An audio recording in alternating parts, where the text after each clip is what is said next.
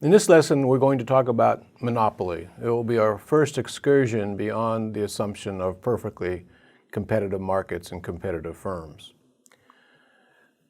First, think about the key differences between monopoly and competition. In the case of monopoly, there's one firm selling a product, and as we've studied before, in competition, there's many firms selling the same product. There will be intermediate cases as well, cases between monopoly and competition, which we're going to consider. But the first step is to see how a monopolistic firm, a single firm selling a product, works and how we describe that with a model. First, think about why we have monopolies. Why do they exist? One reason is that sometimes government restricts the entrance of other firms into the market. So some municipalities and cities there can only be one taxi service or one type of taxi, and so that really limits the competition for other kinds of taxis. Another example is patents, where an inventor finds a new way to produce a product, gets a patent for it, and then has a right to produce and sell that product as a monopolist until the patent runs out. Another example is what's called natural monopolies. These are cases where economies of scale and production with only one firm gives the lowest cost of production.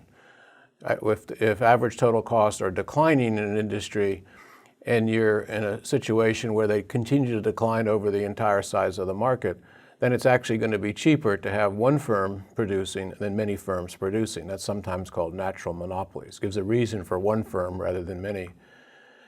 And sometimes, of course, firms themselves try to get together and act like a monopoly. They may collude to fix prices, so that prevents competition from driving the price down. So there's a variety of cases and reasons where monopolies might exist, and so we'd like to have an economic theory, a model, to explain that.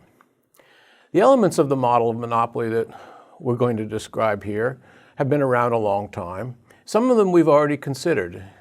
One is that we're going to assume, as usual, that firms maximize profits. We've been there, we've done that, we've explained what it means to maximize profits, maximize the difference between total revenues and total costs. We did that for competitive firms. Second ingredient is cost curves. We've been there, we've done that. We derived marginal costs, we derived average total costs, we know the meanings of those terms. The new thing for a model of monopoly is simply to think about the environment in which the firm operates. In this environment, the firm is only going to be one firm, so it really has control over the amount that's produced and therefore the price. Technically, we say that means the firm faces a downward sloping demand curve. And let's look at a picture to describe that. So over on the left is the monopoly's view of the world, of the market the monopoly operates in. As usual, the horizontal axis has the quantity produced and the vertical axis has the price. That downward sloping demand curve is the market demand curve, but it's also the entire monopolist market. So if that monopolist wants to sell more, it has to charge a lower price. It moves down along that demand curve. If for some reason it wants to get a higher price, it has to pull back on the quantity it produces. So for a monopolist, it really can control the price, but of course for higher prices, it realizes it's not going to sell so much, and lower prices, it'll sell more. And that decision about what price to charge is really the decision the monopolist has to face. On the right, you see the competitive firm's view of the world.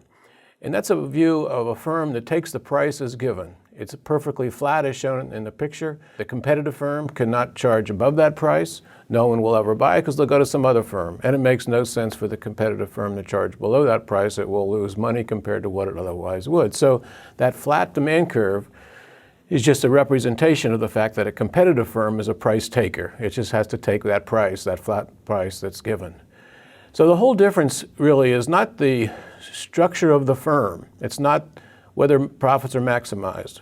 Those are going to be the same for a competitive and monopolistic firm. The real difference is the market that firm operates. Either it's the only firm in the market or there's many firms in the market.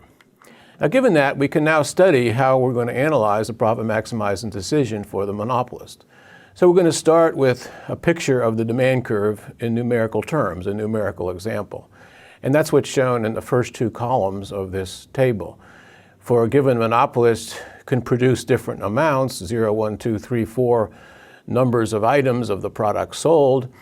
And as it sells and produces more, it has to recognize that there's a group of consumers out there that will only buy more if the price is lower. And so for larger sales numbers, 4, 5, 6 rather than 1, 2, 3, the price is lower. And as you go down the column labeled price, you'll see the price dropping from 150 to 140 to 130 to 120 as more is sold. That's just the market demand curve, and that's the demand curve this monopolist faces. Now, total revenue, of course, is just the price times the quantity, and that's shown in the third column. 1 times 150 is 150 if you're producing one item. If you're producing 6 items and the price is 100, then you get revenue of 600, total revenue. Now, the new thing we're going to focus on, which we haven't stressed before, is the notion of marginal revenue. Marginal revenue, by definition, is the change in revenue as another item is produced. So, for example, when the monopolist moves from 1 to 2 units of production, its revenue goes from 150 to 280, and that's a change of 130. So we write in a 130 across the 2 to represent the marginal revenue from producing 2 rather than 1 is 130. And then as you notice, as you produce more, 3, 4, 5, 6, the marginal revenue declines. It actually can go negative for a monopoly if it's producing so much that the price has to be so low, it actually gets a decline in revenue, decline in total revenue, and therefore the marginal revenue is negative. So that's marginal revenue. It's going to be very important for our consideration about how a monopolist maximizes profits. Now let's take this table and extend it a little bit. Over on the far left is just the number of items produced again, highlighted in red. Next to that is the marginal revenue, which we've just calculated. We know what that means. And now we can consider the cost picture for the firm. You can see total costs for production. The more that's produced, the larger total costs are. You see the marginal cost, which we've defined before. That's the change in cost as another item is produced. So going from, for example, 79 to 84 costs as you go from 1 to 2 items produced is a marginal cost of $5. And then in the far column is profits, which is simply the difference between total revenues and total costs. Total revenues from the previous table, and now you see total costs. That's just the difference between the two in the profits column. Now, if you scan down the profits column, you'll notice it gets to a high point at 404. So that's the maximizing value in terms of profits. It's the highest profits this firm can get. If it produces less than the amount that generates 404, it's not maximizing profits. If it's producing more than the amount that generates 404 in profits, it's not maximizing profits. So if you scan across the table, you'll see 404 corresponds to a production of 6 units. And indeed, that's the profit maximizing point. Now, for analysis of monopoly, we want to look at the calculations the firm goes through at the margin. We want to consider marginal revenue and marginal cost because it gives us a powerful way to think about the profit maximizing idea. So let's think about that for a minute. If a firm is maximizing profits, then if it's producing another item and the marginal revenue is greater than the marginal cost, it will produce that item. If it's considering, for example, producing 4 rather than 3 items, and the marginal revenue from the 4th item is 9, and the marginal cost from that item is 20, it will produce that item because it gets an extra 70 from doing that. And I just go down the table and you'll comparing the marginal revenue and the marginal cost. So for example, at 6 items, you'll see the marginal revenue is 50, the marginal cost is 48. So it makes sense for the firm to produce that 6th item. But now look and see what happens at the 7th item. Now the marginal revenue is just 30 and the marginal cost is up to 65. So it makes no sense for the monopolist to produce 7 items. It will be losing money compared to what it would be making at 6 items. So the profit maximizing point you can get from comparing marginal revenue and marginal cost As long as marginal revenue is greater than marginal cost, the firm should produce more. When marginal revenue goes below marginal cost, the firm should produce less. And when marginal cost is equal to marginal revenue, that's the profit maximizing position. Now you can represent this idea intuitively as I just have done.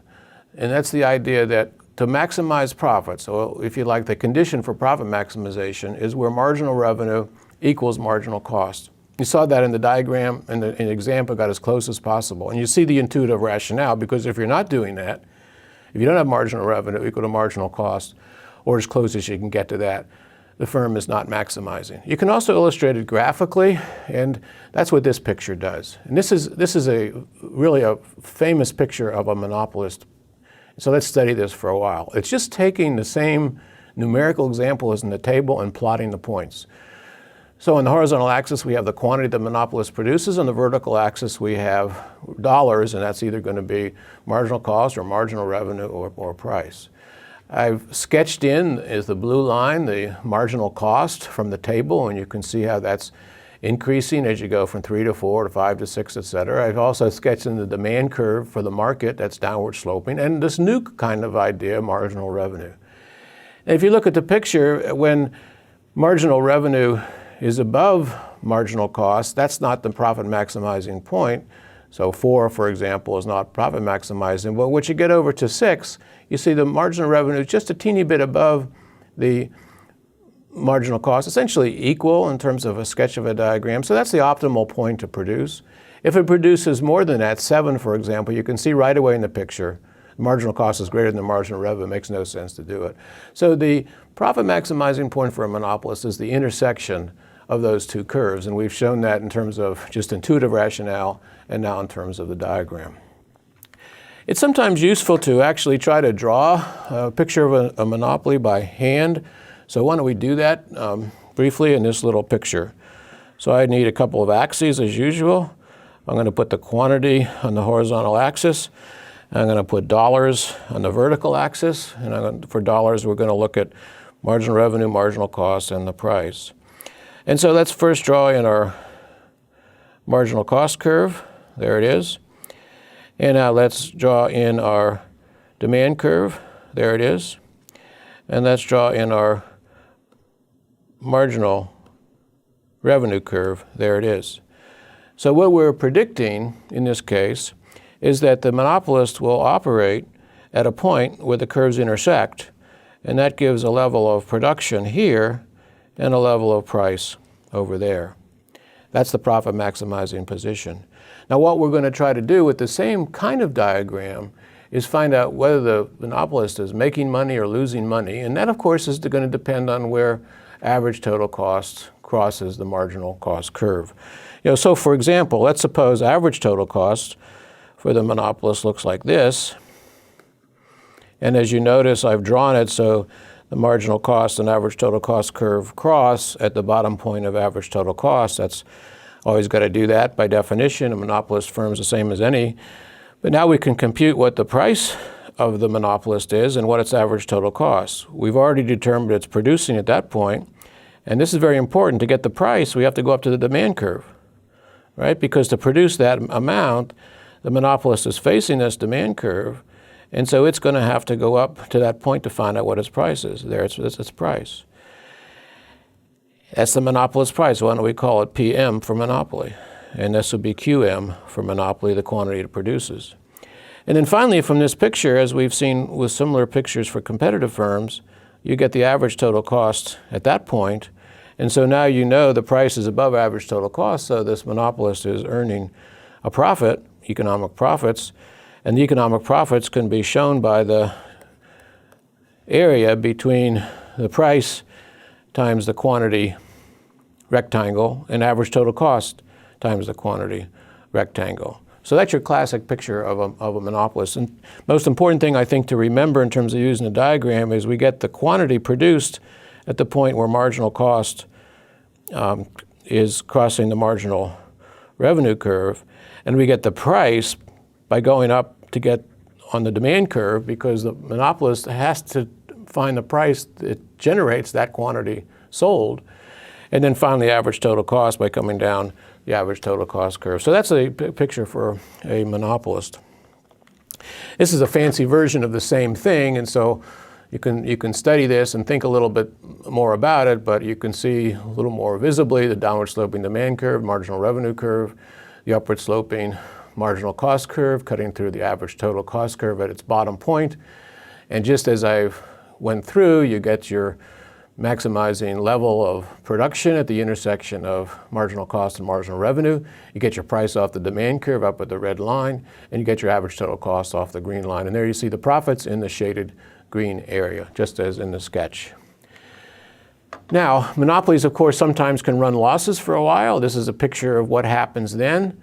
Look at this picture. Everything looks the same, except the average total cost curve is shifted up compared to the last curve.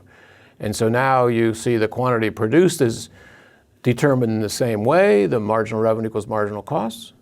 You get the price off the red line, and you get the average total cost off the green line. And since average total cost at that level of production is greater than the price, the monopoly is losing money. So this monopolist got out to make some changes, get out of the business, who knows, but it's possible, at least for a while, for a monopoly to lose some money to run losses. Now, a real question which we want to finish this lesson off with is, what is the harm from a monopolist? And in many respects, economists think of it, the harm is a deadweight loss. And a deadweight loss is going to occur because the monopoly actually produces too little. It holds goods off the market to get a higher price. Here's the picture to describe that. So let's look at this picture carefully. Usual quantity in dollars on the appropriate axes. You got your demand curve downward sloping. Got your marginal revenue curve below that in the picture. You got your profit maximizing point for the monopolist that's labeled as the intersection of marginal revenue and marginal cost curves. That gives the monopolist output. You get the monopolist price, as I've done before. And now what we want to do is compare that with the competitive firms if they were producing in this market. So suppose there was not just one firm, but there were a whole bunch of firms. And all those firms are maximizing profits. So based on our analysis of competitive markets, we can predict right away what the price and the quantity will be for that competitive market. It's going to be at the intersection of the marginal cost curve and the demand curve. And it's at this point right here in the picture. What's most important is the competitive production is larger than the monopolist production. So basically what the monopolist has done is held back the amount produced by the amount shown in the diagram compared to the competitive outcome. And it has also charged a higher price because the competitive price at the intersection of the marginal cost curve and the demand curve would be here, and the monopoly price would be up there. Now you might ask, what are you talking about marginal cost equals demand? I thought for a competitive industry it was supply equal demand. Well, that's exactly right, but remember, in a competitive industry, we get the supply curve by summing up the marginal cost curves for all the firms in the industry. So it's going to be basically the same as the marginal cost curve for the monopolist when you sum up the production of all the individual firms. So that's our prediction, that we're going to be producing too little. And that's creating what economists call this deadweight loss, because this amount that's not produced for that whole region, the marginal cost here of producing is less than the marginal benefit along the demand curve. Remember, demand curves represent the marginal benefit to consumers. So all that item in the area there is really things that would have been beneficial to produce. Cost, marginal cost less than marginal benefit. The monopolist chooses not to do that because it's maximizing profit. So it's a loss to society. You can also see the profits in the diagram, as I've indicated before, and the profits are not part of the deadweight loss. That represents funds that would have gone to the consumers in a competitive market. It goes to the monopolist, in this case, as form of profits. The real loss, if you like, the loss of efficiency, is this deadweight loss. The firm is producing too little. So let's conclude with what we've learned. It's clear that a monopolist output is less than the competitive output. It's clear from this picture that the price is greater than the competitive price, which is marginal cost. It's clear that there's been a deadweight loss created by the monopoly. And overall, this is an example, the first example that we've come to in our analysis of markets, where there's, in a sense, a market failure. It's, in a sense, the market, profit maximizing market, is delivering a production level which is too small. Now we're going to consider some of the implications of this in future lessons. Thank you.